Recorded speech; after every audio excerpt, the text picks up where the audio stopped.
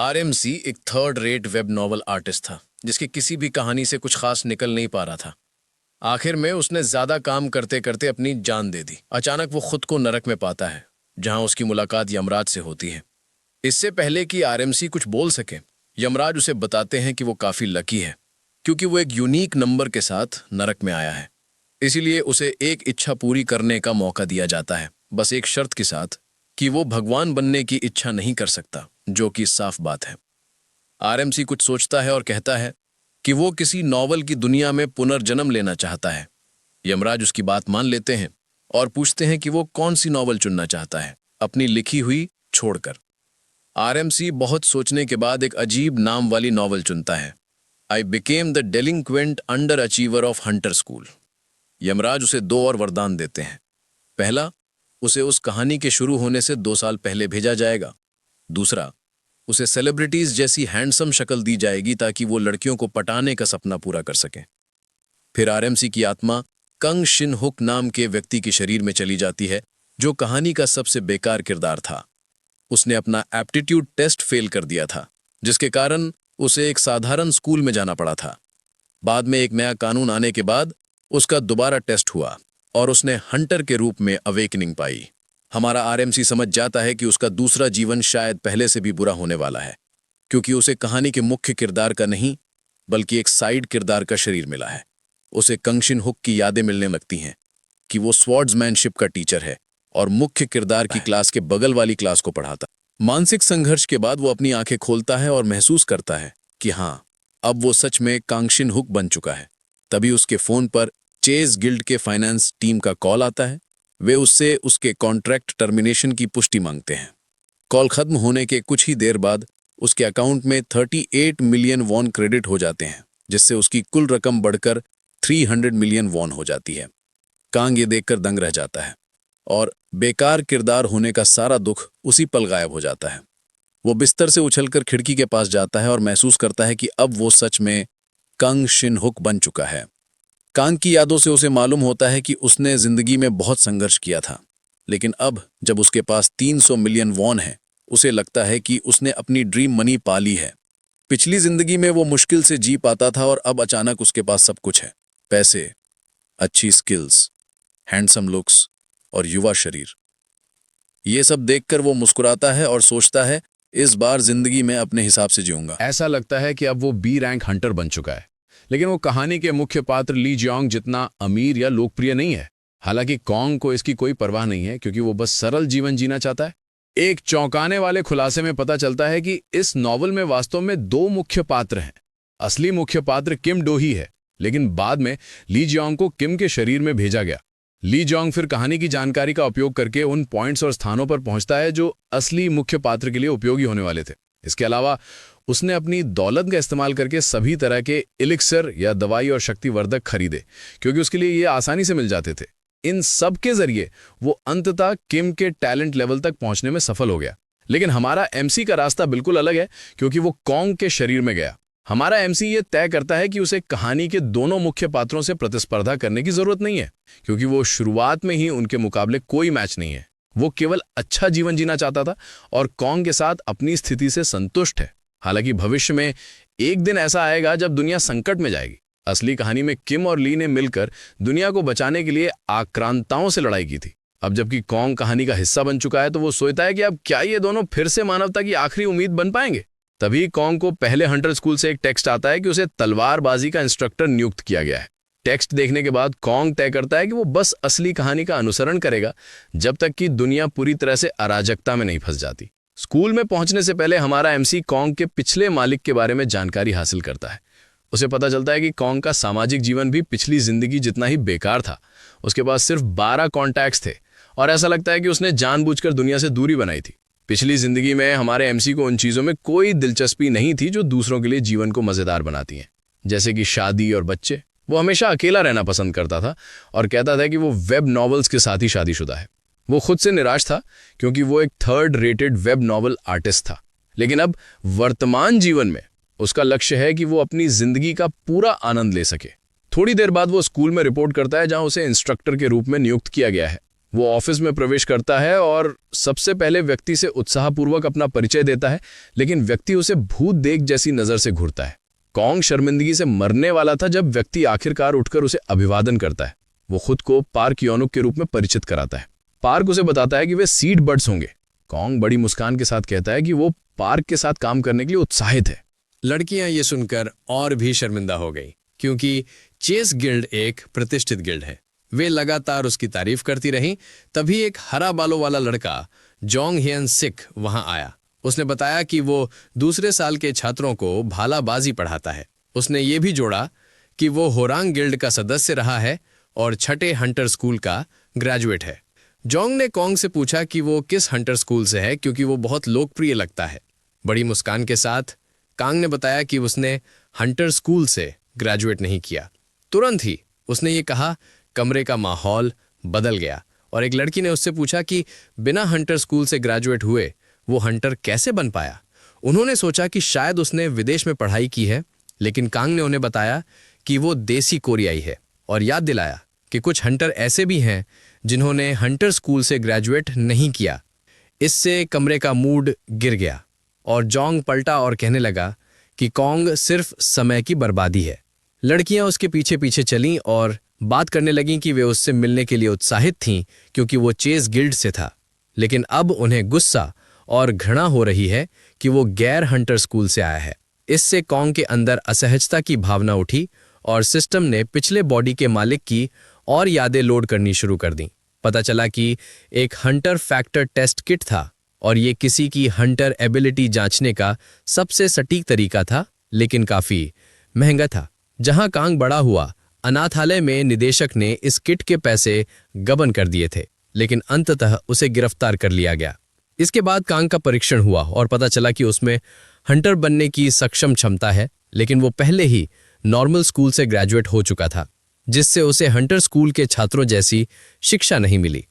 दोनों पक्षों के बीच का यह अंतर बाद में विभाजन का कारण बना, लेकिन इसके खिलाफ एक प्रदर्शन हुआ जिसमें anti non Hunter discrimination act की मांग की गई। काफी दबाव के बाद ये बिल पास हो गया और गैर हंटर स्कूल के ग्रेजुएट्स को नौकरियां मिलने लगीं, लेकिन इससे दोनों समूहों के बीच नफरत और भी बढ़ गई। यही कारण है कि गैर हंटर स्कूल के छात्रों के लिए सलाह दी जाती है कि वे हंटर स्कूल से ग्रेजुएट छात्रों के सामने अपनी पहचान न बताएं। कॉन्ग विश्वास नहीं कर पा रहा था कि उसे इतनी महत्वपूर्ण चीज अब सीखनी पड़ रही है, जबकि उसने पहले ही गलती कर दी थी। पार्क ने उसे शांत रहने के लिए कहा, क्योंकि वो समझता है कि ये उसका पहला दिन है और चीजें उसके लिए पहले से ही तनावपूर्ण है। कॉन्ग ने पार्क को भरोसा दिलाया कि उसे शिकायत करने की जरूरत नहीं है, क्योंकि वो उनकी स्थिति को समझता है। कॉन्ग को लगता है कि उसने स्कूल में विशेष नियुक्ति के जरिए प्रवेश किया, लेकिन पार्क ने बताया कि उसने अपॉइंटमेंट एग्जाम पास किया और स्काउट किया गया। पार्क ने यह भी बताया कि शायद अन्य शिक्षक स्थिति को गलत समझ बैठे हों। जोंग और लड़कियां एक प्राइवेट जगह की ओर चलीं और बात करने लगीं कि उनका स्कूल स्पेशल ट्रीटमेंट के जरिए शिक्षक नियुक्त करके गलती कर रहा है। जोंग मानता है कि कांग के पास पहले साल के छात्रों को तलवारबाजी सिखाने के लिए कौशल की कमी है। हालांकि जोंग का यह भी मानना है कि स्कूल ने कांग को पहले साल के छात्रों को सौंपने का कोई ठोस कारण जरूर होगा। तीनों को ये समझ में आता है कि कांग अनाथालय से आया है, क्योंकि उसने हंटर स्कूल में दाखिला नहीं लिया था। वे स्वीकार करते हैं कि वो हैंडसम है, लेकिन उसके पास इसे समर्थन देने वाला कोई ठोस बुनियादी ज्ञान नहीं है। लड़कियों में से एक योजना बनाती है कि वो पहले साल के छात्रों को बताए कि वे अलग तलवारबाजी शिक्षक खोज ले, क्योंकि कांग केवल एक कौशलहीन व्यक्ति है। तभी कांग उस जगह पर आता है जबकि वे उसका मजाक उड़ा रहे होते हैं। कांग स्थिति को शांत करने की कोशिश करता है और बताता है कि उसे स्कूल में विशेष नियुक्ति के जरिए नियुक्त नहीं किया गया। हालांकि जोंग स्थिति को ठंडा होने नहीं देता और कांग से कहता है कि वो इससे अधिक चिंतित है कि कांग को हंटर स्कूल में नहीं पढ़ाया गया। जोंग चलता बनता है और कांग को कहता है कि वो अपना काम करे और अपनी लाइन में रहे, लेकिन उसे ये भी बताता है कि वो सामान्य विषयों के शिक्षकों के साथ मित्रता करने के लिए स्वतंत्र है। लड़कियों में से एक ये जिक्र करती है कि कांग एक बी रैंक हंटर है, लेकिन जोंग मानता है कि कांग ने इस रैंक को पाने के लिए चाल चली। जोंग फिर सुझाव देता है कि अगर कांग अपनी स्थिति से खुश नहीं है तो वे सम्मान की जंग करें। जोंग अपनी क्षमताओं को लेकर आश्वस्त है क्योंकि वो ए रैंक हंटर बनने वाला है। कांग को अब समझ में आता है कि बॉडी का पिछला मालिक भी एक आउटसाइडर था और लोगों के साथ सामाजिक संबंध नहीं बना पाया। वो अपने पिछले जीवन में भी असफल था और महसूस करता है कि वे दोनों ही अभागे पात्र थे। हालांकि कांग अब हार मानने के लिए तैयार नहीं है और वो जोंग से कहता है कि वो द्वंद्व में लड़ने के लिए तैयार है। जोंग ये सुनकर हंसता है और मानता है कि कांग ये द्वंद्व इसलिए स्वीकार कर रहा है क्योंकि उसके सम्मान को चोट लगी और वहां लड़कियों की मौजूदगी भी है।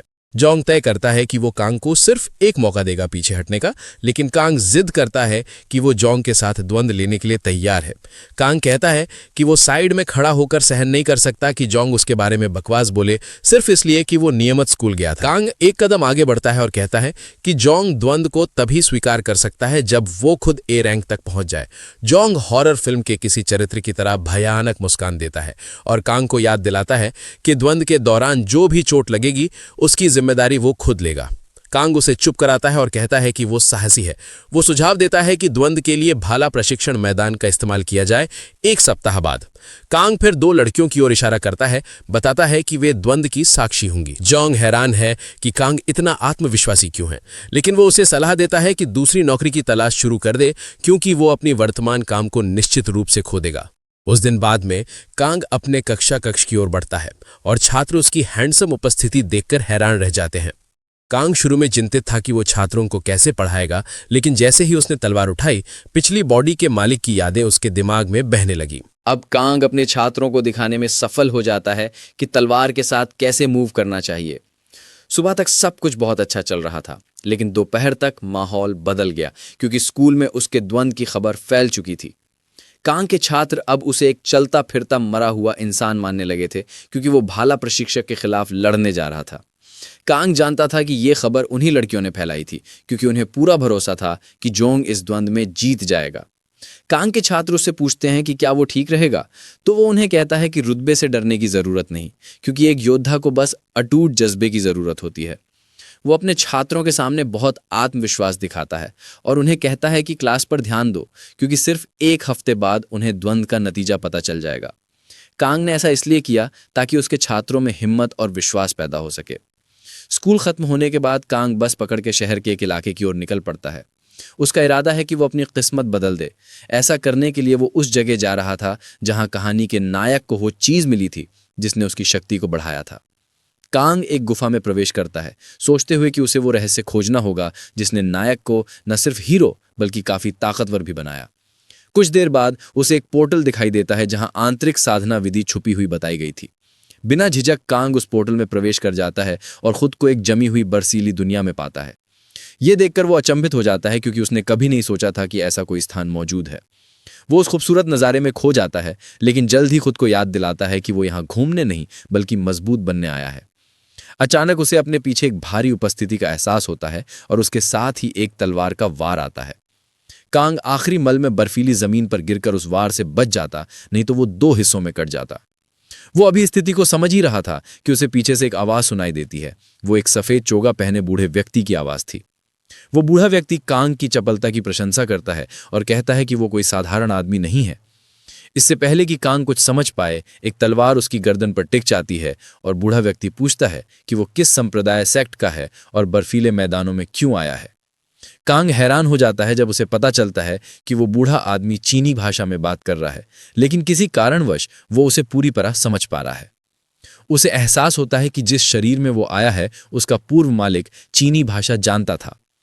कांग धीरे धीरे अपने हाथ ऊपर उठाता है और कहता है कि वो दक्षिण कोरिया के हंटर एकेडमी का शिक्षक है और वो पोर्टल के जरिए इस छुपे हुए स्थान में आ गया।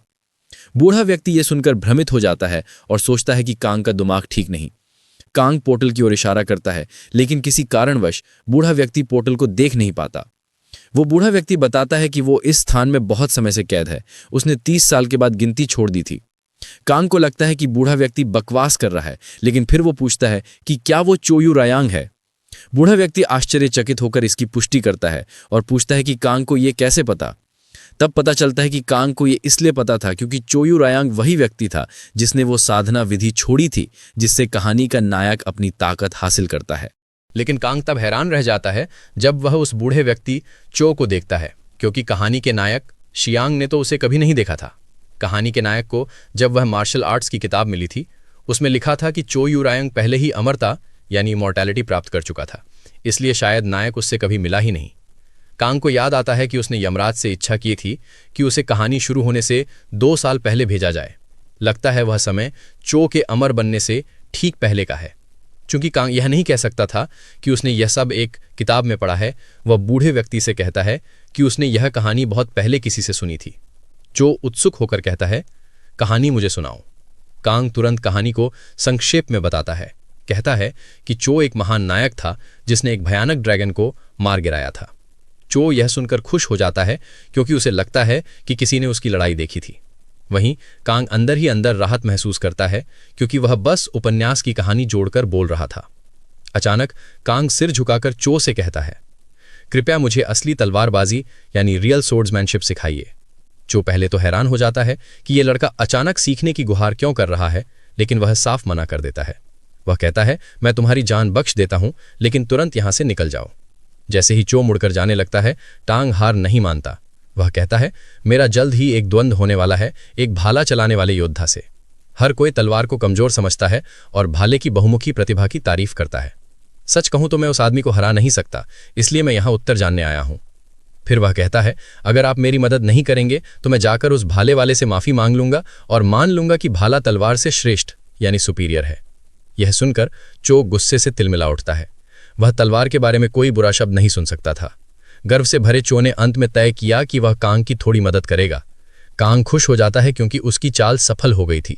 वह जानता था कि यह बूढ़ा व्यक्ति अपनी तलवारबाजी पर बहुत गर्व करता है। चो अपनी उंगली कांग की ओर इंगित करता है और उसके शरीर में एक तेज यांग ऊर्जा प्रवाहित कर देता है। कांग को भीषण दर्द महसूस होता है और चो बताता है, मैंने तुम्हारी नसों में जीवंत यांग ऊर्जा प्रवाहित की है। तुम्हारा दांतेन 4 दिनों में खुल जाएगा और 6 दिन बाद तुम खुद में परिवर्तन महसूस करोगे। वह आगे कहता है, अब जो मैंने तुम्हारे लिए किया है उसके बाद तुम्हें किसी से डरने की जरूरत नहीं, कोई भी तुम्हें फिर कभी नहीं हरा पाएगा। चो यह भी कहता है कि जब तुम द्वंद्व जीत जाओ तो वापस मेरे पास आना। मैं चाहता हूं कि दुनिया जाने कि तलवार अब भी सबसे महान हथियार है। 1 हफ्ते बाद कांग और जोंग भाला प्रशिक्षण मैदान में अपने द्वंद्व के लिए मिलते हैं। बाकी शिक्षक भी वहां दर्शक के रूप में मौजूद थे। जैसा कि उम्मीद थी, जोंग कांग का मजाक उड़ाता है, कहता है, तैयार रहो, पिटने वाले हो। वह कांग को किसी खतरे के रूप में नहीं देखता और कहता है, पहला वार तुम कर सकते हो। कांग यह प्रस्ताव ठुकराता नहीं क्योंकि उसे नहीं पता था कि वह अब वास्तव में कितना मजबूत हो चुका है। वह पूरा दृढ़ निश्चय लेकर हवा में छलांग लगाता है। अब जो भी हो, जीतना ही है। और जैसे ही उसकी तलवार जोंग से टकराती है, एक ही वार में कांग की तलवार जोंग के कपड़े चीरते हुए उसे उसके अंडरवेयर तक गिरा देती है। सभी दर्शक स्तब्ध रह जाते हैं जब वे देखते हैं कि जोंग जमीन पर गिरकर बेहोश हो चुका है।